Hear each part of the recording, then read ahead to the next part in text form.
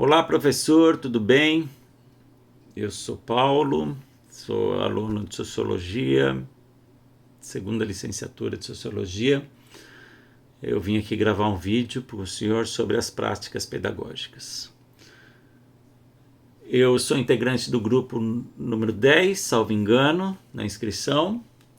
Os integrantes desse grupo é a Aparecida Batista Donato Quintino, Fábio Lima Peixoto da Silva, Lauricélia Nascimento dos Santos, Paulo Henrique Piai, quem vos fala, Silvia Gomes Rodrigues, nossa última integrante, mas é a mais importante. Uma brincadeirinha, professor. Professor, então vamos lá. Uma coisa interessante que eu encontrei aqui na nossa aula e no nosso dia a dia do decorrer desses pontos, qual que é? A questão geográfica do nosso país. A questão geográfica é um negócio assim impressionante.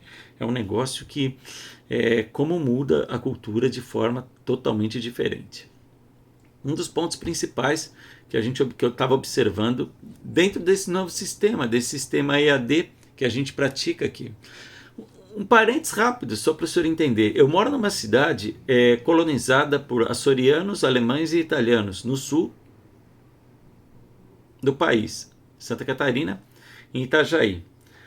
Hoje, Itajaí, pela sua questão geográfica, na questão portuária e questão de proximidade com rodovia, é uma área estratégica para a gente se desenvolver.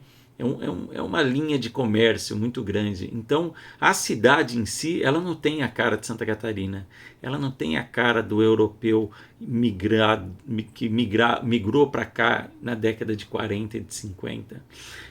Ela tem a cara de Brasil. Por essa questão comercial, por essa questão de estar num eixo positivo para o mercado, ela tem a cara de Brasil. Então aqui a gente já vê as mazelas, porque eu tenho aqui alunos do norte, eu tenho alunos do sul, eu tenho alunos do sudeste, do nordeste, eu tenho alunos de toda que é região do país. Eu tenho alunos do Paraná, do Maranhão, do Rio, de Manaus, tem muita gente de Manaus aqui. E por que está acontecendo? Por que eu estou falando isso para o senhor, professor? Quando a gente observa o distanciamento que existe entre essas culturas e o choque que tem essas culturas, é muito interessante porque você começa da prática a aula, você começa dar forma à aula de uma maneira positiva. Positiva em que sentido?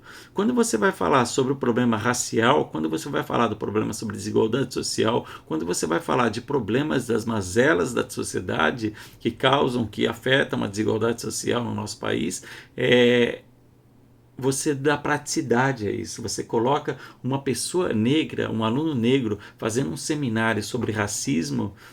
Geralmente ele começa a contar uma história, normalmente ele começa a contar uma história de um fato que ele viveu. E aí as pessoas supostamente brancas, que pensam que são germânicos, que têm ainda na cabeça, infelizmente, a ideia que são germânicos, eles começam a observar de forma diferente, porque aquilo vem carregado de emoção, aquilo vem carregado de angústia, de ansiedade. Aquele fato daquela pessoa estar transmitindo aquilo é uma forma muito interessante. E essa miscigenação é muito interessante. Eu acredito num Brasil melhor por causa dessa miscigenação. Às vezes eu duvido, mas eu acredito, eu tenho fé que o Brasil vai ser melhor. Mas vamos lá. Nesse ponto, professor, da questão geográfica, a questão do EAD é melhor ainda, porque a gente pega a Lauricélia, a gente pega a Silvia, o Fábio, então, cada um num canto do país e cada um numa realidade completamente diferente. Lauricélia, por exemplo, falou num dos relatórios dela que eu estava lendo que os alunos dela têm da prática pedagógica dela tem entre 17 e 20 e poucos anos, imagina. Aqui no sul, por exemplo, 20 e poucos anos os alunos não existem mais dentro de sala de aula. Quando os alunos completam 18 anos, a própria sociedade do sul já começa a querer empurrar aquela pessoa para trabalhar com a peixe. Não vai dar certo estudando. Vai ser um trabalhador, vai ser um bom trabalhador. E o dito é isso, da própria direção da escola, é triste, mas é realidade. Então, o que a gente pretende fazer com questão, eu falando sobre desigualdade, Fábio falando sobre desigualdade, Lauricélia falando sobre a dificuldade, a Silvia, perdão, falando sobre a dificuldade do alcance das pessoas dentro de uma sala de aula, alcance das atividades, Lauricélia e Aparecida também na mesma linha, falando como é difícil alcançar o aluno, como é difícil trazer ele para próximo da gente, mas por quê? E como que é, às vezes, a ignorância, a falta de conhecimento, a falta de informação de certas crianças. E por que existe esse problema, às vezes até dos pais das crianças? A gente começou a perceber que falta informação, falta acesso à informação. Então a gente foi parando nesse ponto, aí a gente foi discutindo, chegamos à ideia de implantar informação na mão deles de forma fácil. Todos eles hoje têm a informação dentro da mão, eles têm informação nos celulares, nos smartphones, nos tablets, nos computadores que eles têm acesso em si, mas eles acabam não procurando porque não se populariza isso. E aí, o que pensamos? Vamos tentar popularizar isso. Vamos popularizar isso através de rede social e fazer com que eles alimentem essas redes sociais com informações históricas sobre o país, com informações não só de datas históricas, mas marcos históricos de pessoas que mudaram o nosso país, de pessoas valorizando pessoas negras que mudaram o nosso país, pessoas trans que hoje em dia lutam dentro do nosso Congresso Nacional para tentar mudar esse país. Então a gente começou a pensar nisso. E automaticamente, né, professor? Quando a pessoa pensa, tem que fazer a divulgação de algum material, ele vai ter que pesquisar sobre aquele material. E aí ele começa, o próprio algoritmo começa a enviar informações diferenciadas para essa pessoa. Então pensamos nesse ponto, vamos trazer informação, vamos popularizar a informação para essas crianças. Que forma?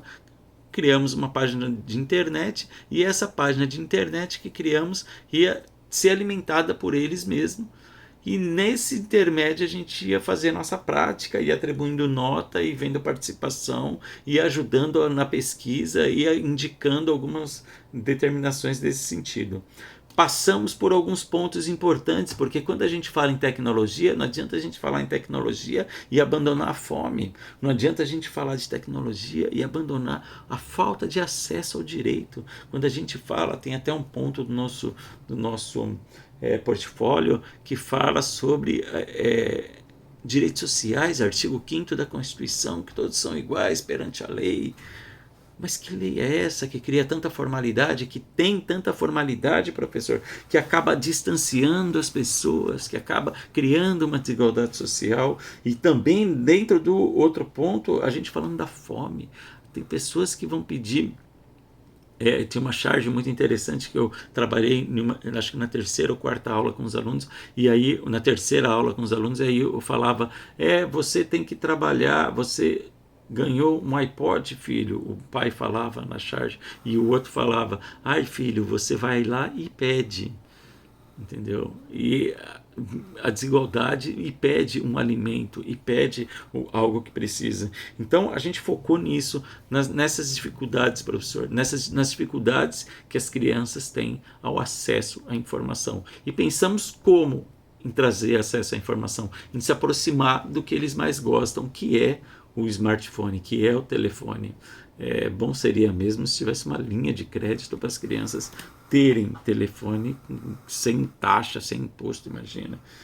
Não esquecendo das questões mais urgentes, que são a fome, acesso jurídico e outros acessos. Mas em base, professor, já está chegando próximo aos 10 minutos, em base seria mais ou menos isso. Eu peço desculpas para o senhor pela o resumo do resumo. Eu tentei gravar esse vídeo pelo menos 6 vezes e as 6 vezes eu extrapolei o tempo exageradamente. Mas a base seria isso. A gente tentou trazer informação de qualidade, informação que mudasse as vidas das pessoas, para as pessoas passarem a ser protagonistas da própria vida. Fechou? Muito obrigado, professor. E Qualquer dúvida ou qualquer questionamento, estamos todos aí, nós do grupo, à disposição. Muito obrigado. Até.